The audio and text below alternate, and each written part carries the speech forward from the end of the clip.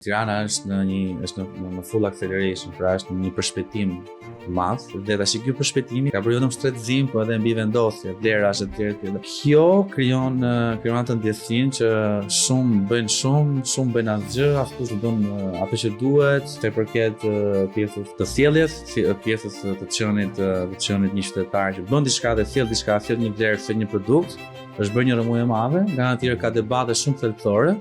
Ndonjëherë më duket për shembull siç ka ndodhur së fundmi edhe me këtë debatin për barazinë gjinore, për mua për faktin që ky debat u bë kaq publik, kaq masiv nga hiçi, më duket sikur të fundi i tranzicionit në Shqipëri, se duke pasur kaq shumë probleme të tjera, ne fokusohemi në problemet e botës së parë, them okay, good luck with that.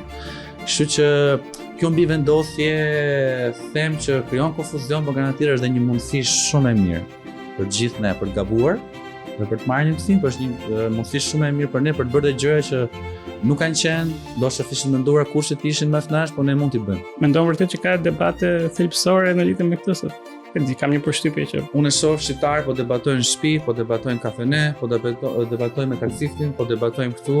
Kjo përplasja që nuk na çon thjesht në krizë dhe në paralidh, më duket gjë pozitive. Nëse mund të shkojnë gjërat për drejt, ajo është baftë që e kemi humbur me kohë, po çështja është a mund të rregullojmë gjërat? A mund ta përdorim të rëmuj, të mbivendosje, të debat madh, a mund ta përdorim të reflektojmë vërtet për herë të parë si shoqëri për disa gjëra që janë thelbësore?